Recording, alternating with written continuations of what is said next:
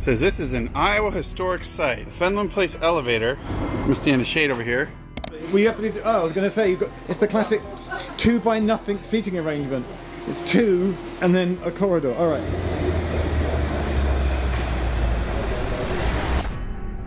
Transportation isn't always about comfort or even control.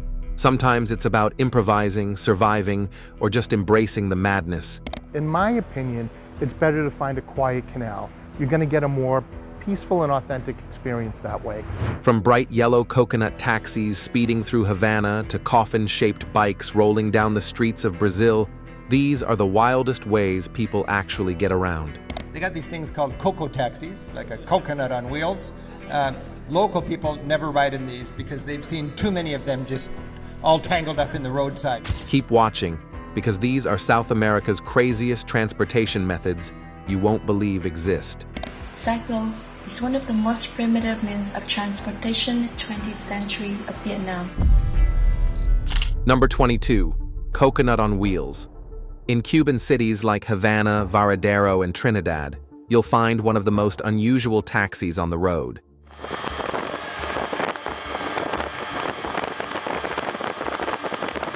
The Cocoa Taxi. Shaped like a giant coconut and painted bright yellow, these three-wheeled vehicles look more like amusement park rides than public transport. Cocoa taxis are built on the base of a motor scooter, with a lightweight fiberglass shell bolted over the frame. The front is round and domed, with a cutout for the driver, who steers using standard motorcycle handlebars. Behind the driver are 2 curved seats for passengers, usually with no doors and minimal safety features. There's no air conditioning, no windows, and no silence.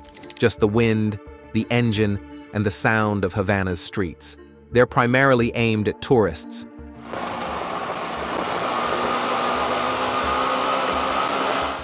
The bright yellow models are the ones most visitors use, while locals sometimes hail versions in black or blue. Fares are negotiated up front, and the routes are usually short, quick trips across town, down the Malecon, or from one plaza to another.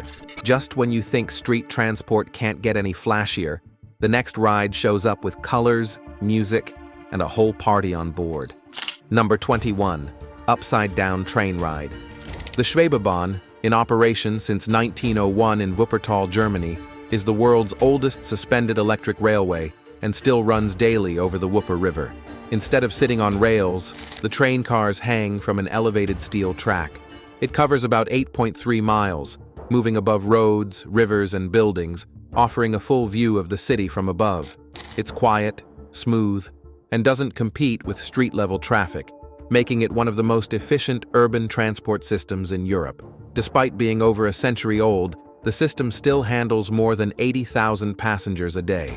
It has seen wars, rebuilds, and modernization, but has remained one of the city's most reliable transit methods. A famous story from its early years involves an elephant named Tufi, who was loaded onto the train for a publicity stunt and jumped out mid-ride into the river. The elephant survived, and so did the Schwebebahn. Built to handle steep terrain and limited space, this train is still one of the most unique ways to move through a city, hanging above it. But the next journey brings things much closer to the ground. So close, in fact, you might question how it stays on the track at all.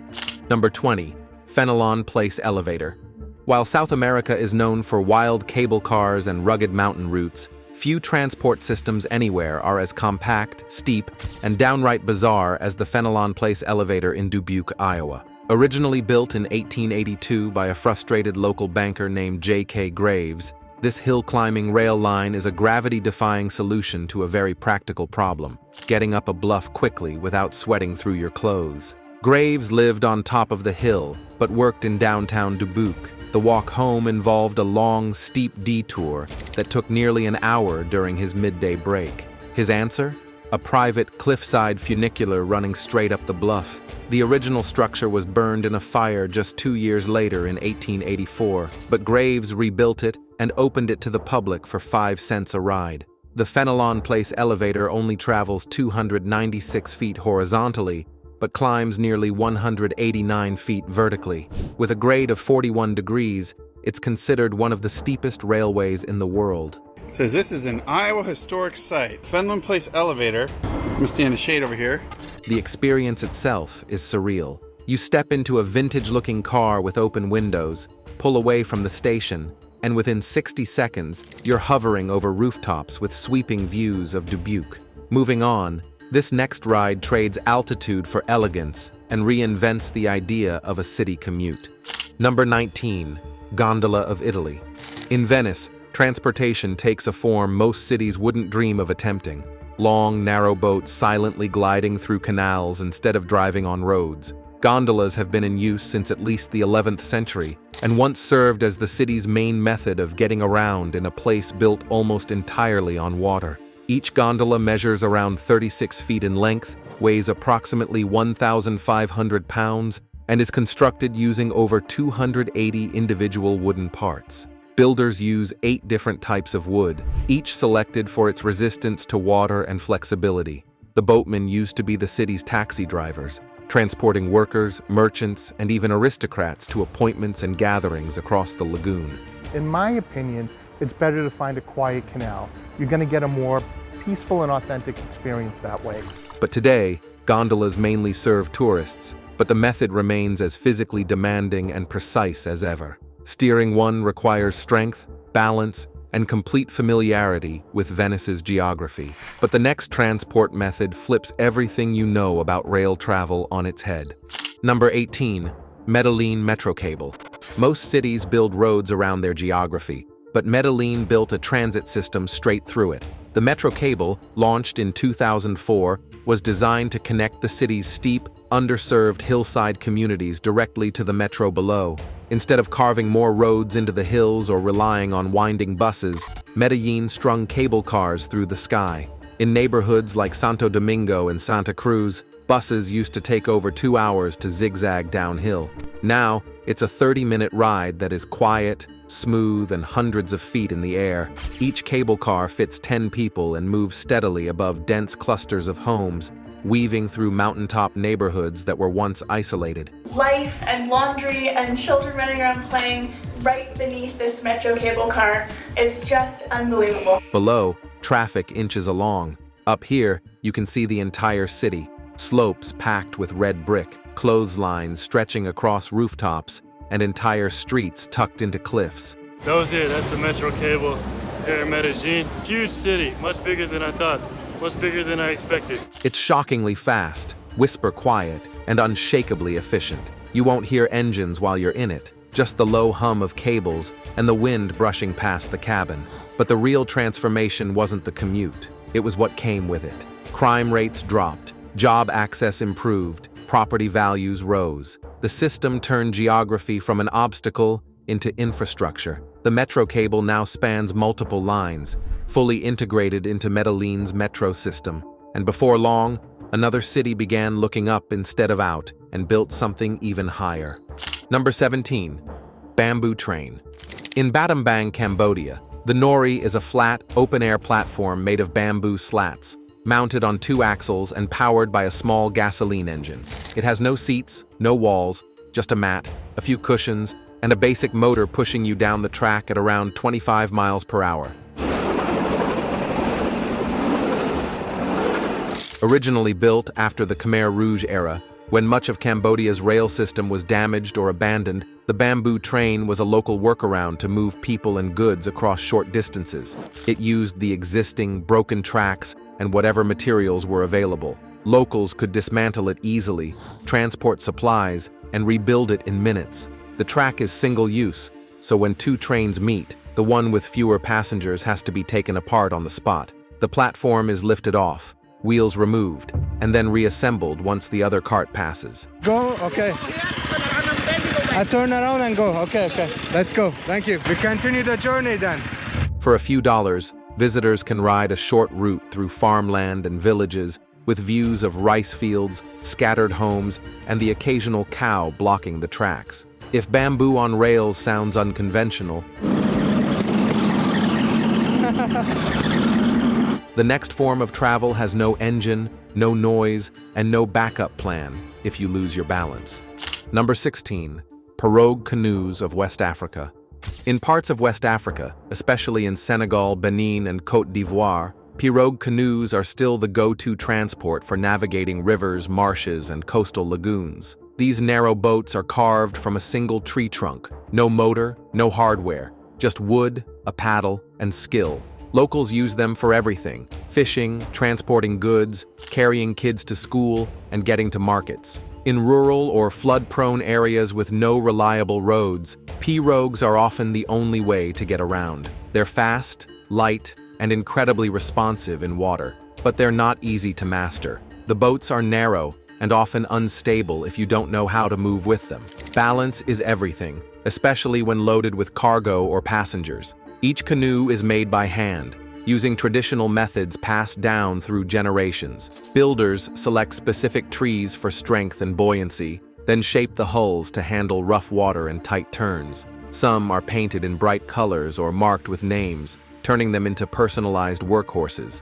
They're simple, but highly efficient, built for function, not comfort. In regions where modern transport falls short, the pirogue remains essential. Now, while the next ride is much slower, it offers a front-row seat to the heart of the city. Number 15. Vietnamese Cylo. The cyclo is one of Vietnam's oldest transport methods still in use. First introduced in 1939 by French inventor Pierre Coupeau, it was originally a colonial-era upgrade from hand-pulled rickshaws. Today, it's a slow but iconic way to see cities like Hanoi, Hue, and Ho Chi Minh City. The setup is simple: a padded seat for 1 or 2 passengers in front, a canopy for shade, and the driver pedaling behind. No engine, no rush, just a quiet, steady ride through busy streets. Cyclos were once used for everything, from daily commutes to hauling goods. Cyclo is one of the most primitive means of transportation in the 20th century of Vietnam. Over time, buses and motorbikes took over, but cyclos remained, especially in historic areas. Fares are usually negotiated in advance, and rides are short, often focused on specific neighborhoods or landmarks. You won't get anywhere fast, but you will get a close look at street life, markets, food stalls, and everyday chaos, all from the front row. They're not practical for modern commuting, but they've stuck around for a reason. They offer a quiet, open-air view of the city that no motorbike or taxi can match. If the last ride was quiet and slow, the next one is anything but. Here, Guatemala trades calm streets for color, noise, and pure chaos on wheels. Number 14. Chicken buses of Guatemala. In Guatemala, old American school buses get a second life, louder, brighter, and far more chaotic. Known as chicken buses, these are repainted, rebuilt, and overloaded vehicles that handle most of the country's rural and intercity transport. They're hard to miss: bold colors, chrome details, hand-painted names, and music blasting from custom sound systems.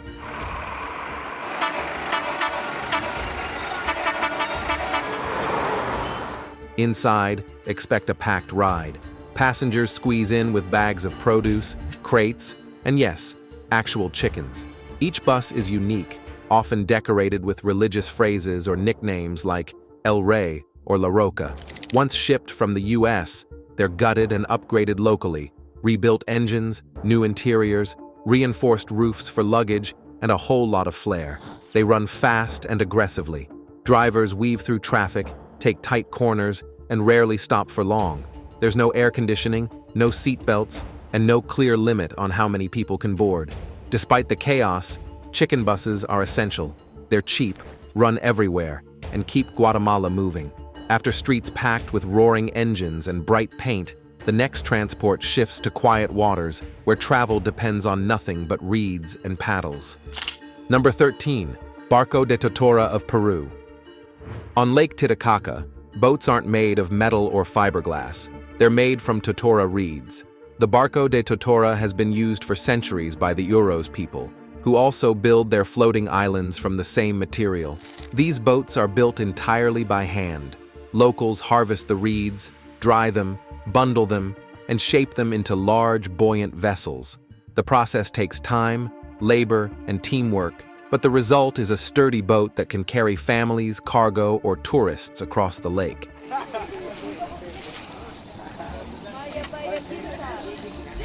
Some are simple, Others are decorated with animal-shaped prows and traditional designs, turning them into floating landmarks. There's no motor, no high-tech equipment, just paddles, craftsmanship, and generations of know-how. They're slow, quiet, and steady, not built for speed, but perfect for moving across the calm, high-altitude water of the Andes. And while they lack modern features, they remain one of the most iconic and sustainable ways to travel Lake Titicaca. Number 12. Habal of the Philippines. In the rural hills of the Philippines, public transport often means piling onto a single motorbike. Known as the Habal, these modified bikes carry far more than they were built for.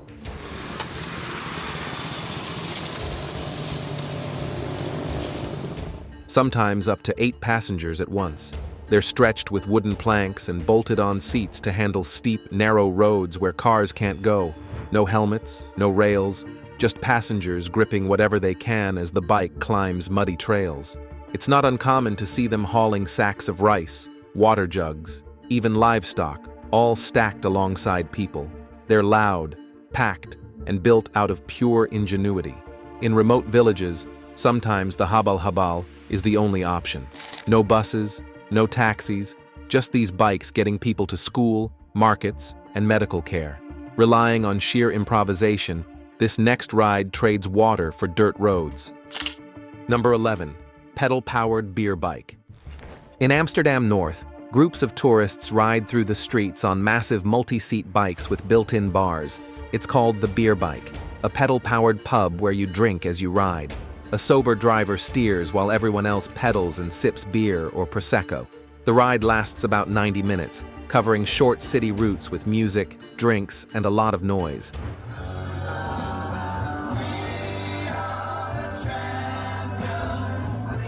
These bikes used to run in central Amsterdam, but city regulations pushed them out due to traffic and complaints.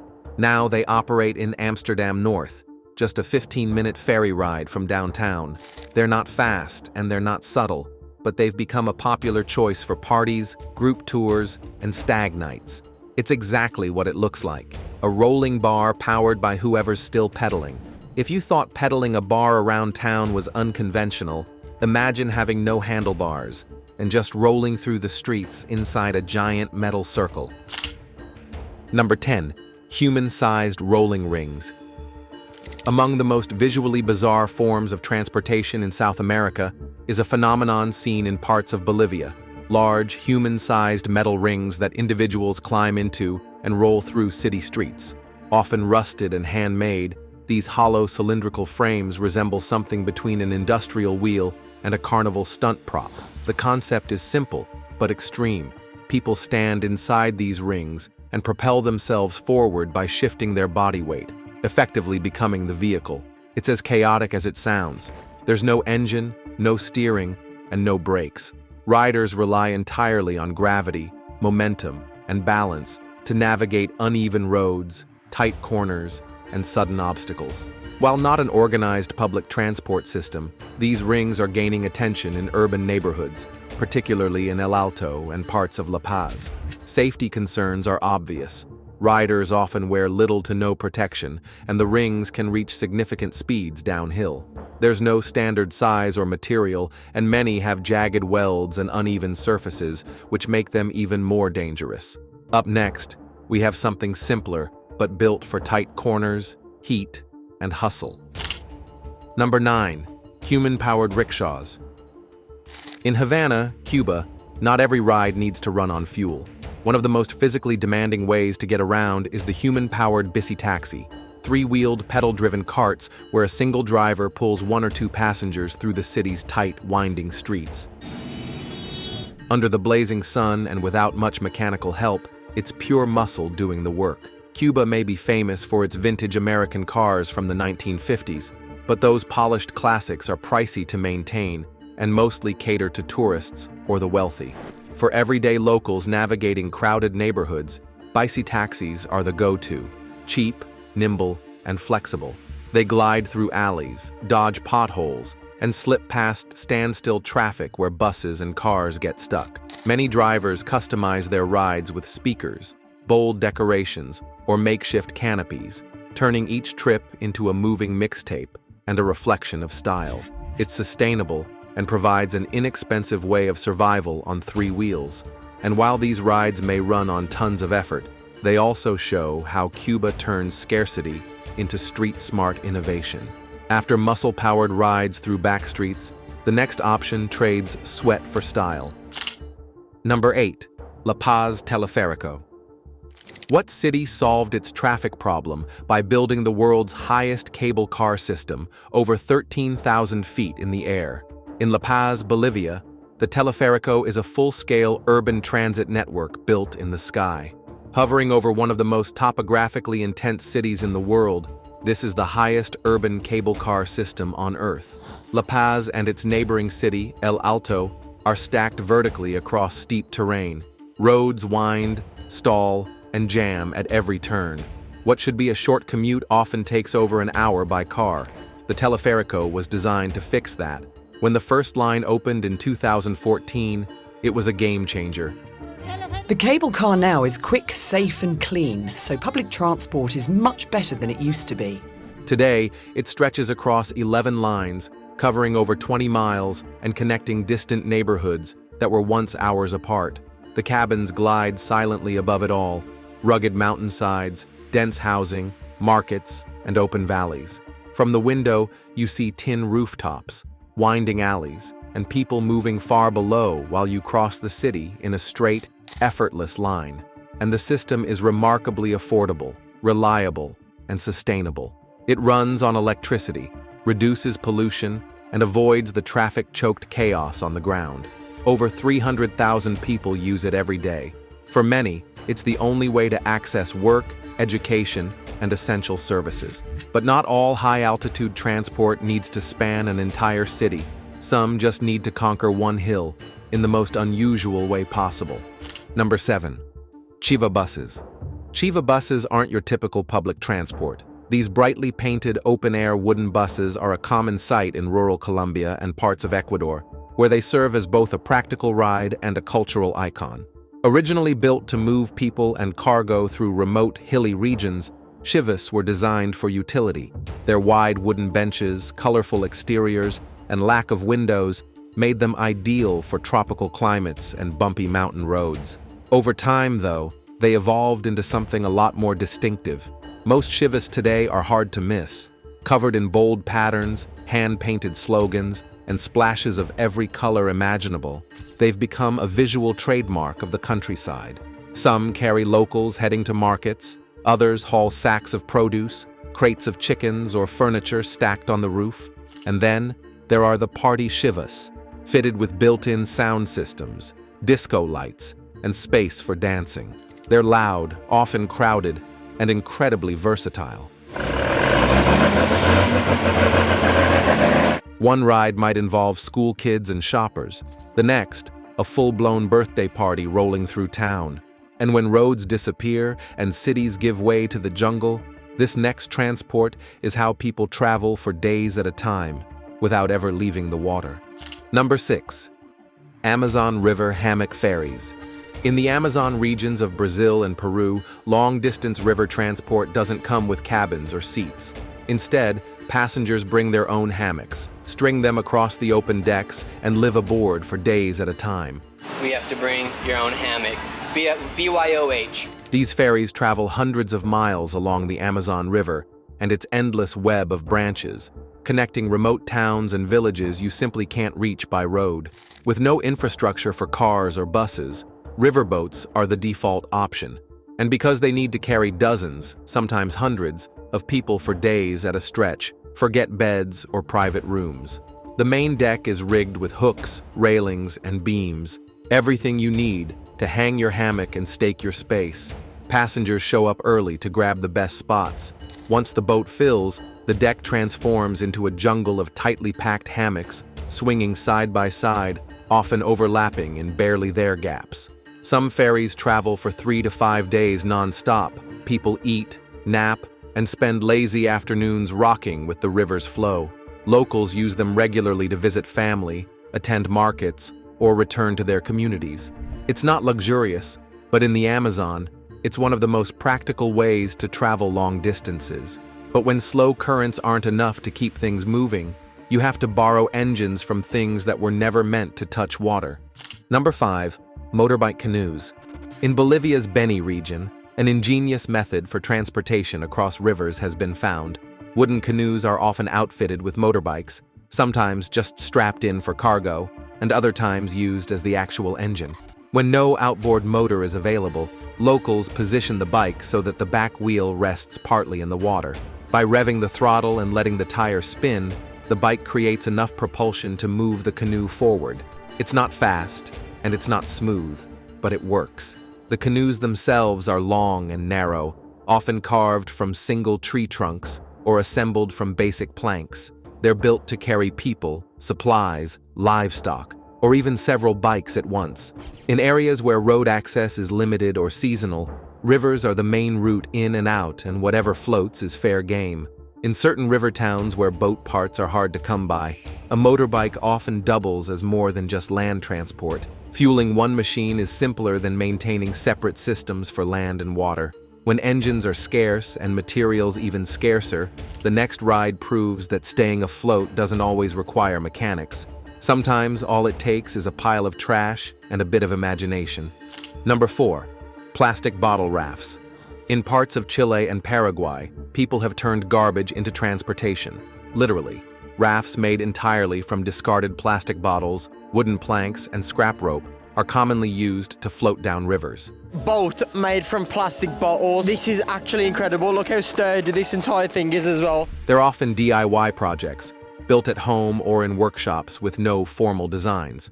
Most of these rafts are held together by simple wooden frames, stacked on top of hundreds of sealed plastic bottles, tightly packed to keep the structure afloat. Some rafts are small and built for 1 or 2 people. Others are large enough to carry multiple passengers, gear, and even bicycles. While they might seem like a last resort invention, many of these rafts are made for fun. Locals use them for fishing, river crossings, or just cruising short distances. In some towns, they're built specifically for competitions like races and festivals where teams craft creative designs using nothing but trash. They're lightweight, cheap, and surprisingly buoyant. And because plastic bottles don't rot or absorb water, the rafts last much longer than expected. What started as a recycling hack has become a local tradition in some areas. Keeping the same spirit alive, up next, will prove that when resources run low, even the most unlikely objects can keep people moving. Number 3. Wheelbarrow taxis. In Venezuelan border towns near Colombia, transportation has adapted in unexpected ways.